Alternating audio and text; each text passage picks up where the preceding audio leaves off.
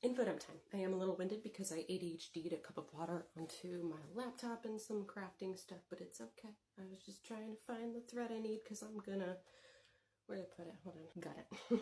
I'm gonna bind this little quilt while we chat. All right, so monotropism.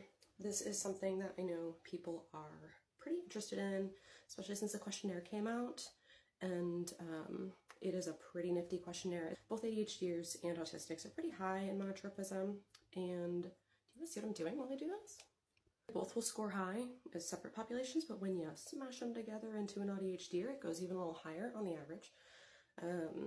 The concept of monotropism has to do with the ways that our brains are processing attention and allocating attention. And so monotropic brains are going to tend to want to focus with depth on some single thing, which is kind of funny because I'm multitasking a little bit right now, but as you see, I'm putting this down in order to like really get into the flow with monotropic brain as opposed to a polytropic brain, which is more typically allistic brain. So in our case, autistic brains, ADHD brains, ADHD brains, monotropic folks, we are more likely to process with depth. And that makes sense when you put that in connection with the mini columns theory that I discussed in a previous video. Mini columns are, I think of them like a drain that's clogged. And if you've ever had a clogged drain that started leaking, like that's kind of what our mini columns are like. Like that's a tiny structure that's inherent in our brains.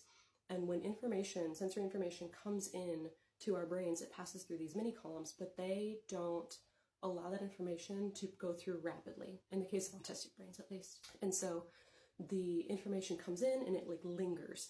And while it's lingering, because of the way it's getting processed differently in the very narrow mini columns that we have, it kind of starts to also leak out. They're not well contained. So it's processed for greater duration and more broadly, and more parts of the brain are getting impacted. So it makes a lot of sense that with those mini columns, and I don't know how this relates to ADHD specifically, but maybe there's something similar going on. We may all be part of a shared spectrum in some way that just isn't well identified in the current diagnostic systems, but we're having all that information going in our brains in that way. And so it makes sense to me that what would result is monotropism, because we would be innately processing, involuntarily processing with depth and intensity. And so a lot of attention goes to that. And that's what monotropism is about. We give a greater degree of our attention to any given thing that we're attending to. This is involuntary. This is not something that we can opt out of, which is part of where overwhelm can come in when the world causes us to have to deal with monotropic split. And that can be traumatic. So monotropism is this natural tendency based on our biology to go into attentional tunnels. So if you think about like a tunnel through a mountain, you can't just like hop in and out at any point on that attention tunnel. You're in it, and it's very hard to get out of it until you have come to the end. It's also very hard to get into a tunnel unless you are at the entry point of the tunnel. And so attention tunnels, once you kind of get into it, you're in that flow, and sometimes it can be really hard to be like, oh, I'm in the middle of whatever, I need to go pee, or I need to eat, or I had an appointment, or those aren't in the attention tunnel. And then also things can just sort of come up. And that's something I found really hard about parenting, is like as a monotropic parent of a toddler, the demands to zip in and out of attention tunnels, it's so intense. That is what put me to the point of recognizing my diagnoses, because from the very beginning, it was very hard for me to split my attention in a way that I didn't see represented in most parents. Most parents can take their kid for a walk and talk on the phone at the same time. My brain couldn't do both. It was just very hard. I felt a lot of struggle through that. And that's just one small example, because it can also be like, I'm trying to do things around the house, my toddler wants my attention. He didn't want my attention 30 seconds ago. He wanted to be left alone. I left him alone. I went to do a thing, got into an attention tunnel, and then it's question, question, question, question, question on repeat, trying to yank me through the walls of my attentional tunnel to attend to him. And I don't resent it. It's just cognitively very hard. I really need like requests for your attention, which gives me the opportunity to be like, stop my attentional tunnel. Got some autistic inertia, which keeps you going as well as keeping you from getting going. that's also relevant and ties in with this monotropism idea. If you can give me that moment, then I can kind of like stop. I can decide like, okay, I've got to get out of this attention tunnel. I choose to, I want to, and it still takes time.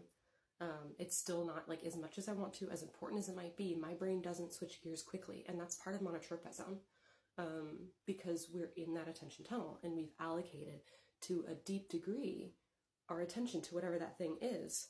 If you want us to switch to something else, we can't just do that lateral move.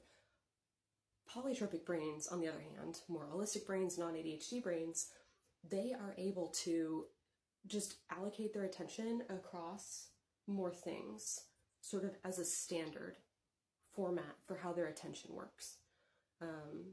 They're just kind of always a little bit more scanning, and that's natural for them and easy for them, because no particular thing is getting such a degree of attention from them. That's what the nature of polytropism is. And that is also innate to them. That is involuntary to them. It is harder for them to do the more monotropic thing, to really get in the flow to the degree of depth that we can. A lot of autistic folks have a strength in deep work, and it's more natural to us than it is for holistics or for polytropic folks.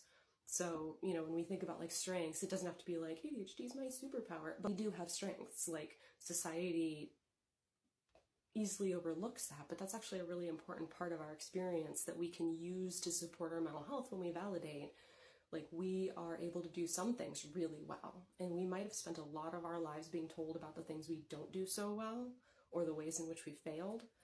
But, you know, I think it's just worth a little bit harping on what our strengths are too. And one thing that is important about that when we're working with interest-based nervous systems is you don't get to necessarily decide where your attention tunnel is going to be taking you, or where it's going to appear and when it's going to appear. So that is a bit tricky, because society where more importance-based nervous systems are able to kind of operate and set up the standards, like, yes, we don't meet those standards. We're not built for those standards. Those standards were built for or by us. And so, you know, it kind of reminds me of like when students will say, I need to say this thing because it's important. Okay, but are you interested in it? Like, I was studying for EMDR training, reading this book. People are like, oh, it's terribly boring. And I'm like, okay, I can read hard things. Like, I can do this. Turned out all I had to do was to realize, like, what parts of this do I actually want to read? Like, don't start at chapter 1. Don't start at the introduction. Like, I skipped to the parts I gave a shit about, and it went so much better. And now I'm into a new hyperfixation, which, like, I knew that was probably going to happen, because there was a reason I picked this. But I had to go about it in an interest-driven nervous system sort of way. I also had chosen to do this on the basis of that knowledge about myself. With those attention tunnels of the monotropic depth of focus, we don't always get to be like, ready, superpowers, go. And like, I'm gonna do my taxes and like, I'm gonna hyper focus on that. Not necessarily. There are tasks that will be fucking miserable and that you cannot get your monotropic depth and intensity of focus to activate on. Like, sometimes that might not happen. Or like might cognitively be a struggle in some other way. Like, oh my gosh, my bookkeeping for tax season, just we have this strength, but we have to know how it works to be able to use it well. And I'm definitely like mishmashing together quite a few different theories, but I see where they come together. I think that that's just kind of like some helpful stuff to put out there for folks to also get an appreciation of, like, while we have these different little theories about what's going on in our inner world and why it presents in the outer world in a certain way, it can be really, I think, helpful, especially for us, like, you know, with our hyperconnectivity that tends to happen in how we experience the world in sensory ways and in cognitive ways and in emotional ways. Like, it helps, I think, for us to be able to recognize like how that stuff comes together and how that really is embodied too. Because so many people will, you know, say, oh, well, I should be able to do such and such. The shoulds were built for different brains and bodies. The shoulds weren't built for our brains and bodies. They were not built by people with brains and bodies like ours. They were built by people who are fundamentally misunderstanding our brains and bodies, and who have, and I'm not talking about individuals, but just like society as a whole, who would enforce on us harmful expectations that go fundamentally against our biology. And like, there's a lot of stuff that's not great for their biology either. but it hits us harder. We're the canaries in the coal mine sometimes. This kind of also gets into monotropic split and the trauma of that. So the concept of monotropic split is the idea that you have this monotropic person, this monotropic brain that needs to process things with depth, not as an urge, but as an innate strategy that is built in from the very building blocks at the cellular level and has a lot of connectivity to the entire embodied experience because of the way any nervous system is built, and then especially ours too. When we are expected and urged, and to whatever degree we can do so, forced to at least appear to be processing polytropically, then we experience monotropic split. We're yanked out of our attention tunnels and thrust into multiple at a time. And that's harmful. It's overextending. It's overstimulating. We're not built for that. And it's not a lazy thing. It's not a giving up thing. We're not built for that. Like, you wouldn't expect any individual human being to pedal the front and the back of a two-person bicycle. Like, you're not built for that. And so our biology is just not suited to like being in multiple attentional tunnels at once, because we do the attentional tunnel. We don't get to choose that. There's strategies for managing it. But a lot of it is just like acceptance and structuring our life in a way that affords for that. And so the polytropic split, it can be traumatic because your nervous system is put into a state of threat. It's overtaxed. It's overwhelmed. That is the nature of the traumatizing process, is when an experience is overwhelming beyond your nervous system's capacity, and the nervous system is forced to adapt protectively. And so then when that cognitive demand of the polytropic expectation splits the monotropic mind, it's destructive. And this is happening over and over and over and over again, that you are having this experience that's activating, and maybe even goes beyond activation to being defeating. And that is where the trauma is really happening, because a traumatizing event is not itself the trauma. The trauma is the response to the event. And so then what we get is this defeat. My personal experience with that is, I remember before I knew I was autistic, I was having these just like defeat moments happening when a lot would be going on in the household with my kid. He would be having a toddler moment. I would just have so many sounds going on, and my thoughts would be carrying a lot of weight. And there would be multiple different kinds of thought going on, because there's also the ADHD factor. And I would just get like overstimulated, but I didn't have that language. I didn't have any conceptualization to support that. I didn't understand monotropism and monotropic split. I knew nothing about what was going on except for normative expectations and conceptualizations. And I would just end up like frozen. My brain would shut right down. And I would then move into a functional freeze, where I would sort of try to say things, but I was pretty much on the edge of verbal shutdown. Like, it was not fluid whatsoever. I would go flat affect, flat voice, and I still do under stress, like, for sure. My brain would just static. It would halt, and just nothing was making sense in my brain anymore.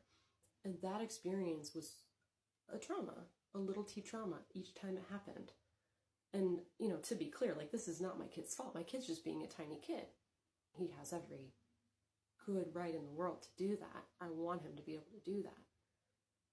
And I feel very passionately about meeting him there.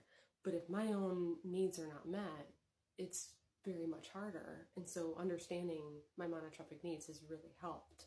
It's still a fucking struggle, because there's still a lot of like pulls this way and that way, kind of attentionally speaking, and in terms of the sensory inputs simultaneously with the cognitive demands. Yeah, it can still be pretty intense, but it really does help for me to say like, whoa, okay, this isn't some unidentified phenomenon that's going on. I'm not alone in this. I know what I can do. I know what my body needs. So that helps, because I'm able to support myself through it so that it doesn't continue to create layers of the trauma. No, I'm not sure that I save every bit of wear and tear on me, but I think it's better. I like talking about this stuff. I really like educating people on this stuff. You know, social media is not therapy, disclaimer at the bottom, but I know that the community wisdom is a really important part of like us being okay. So ask questions, follow, be around.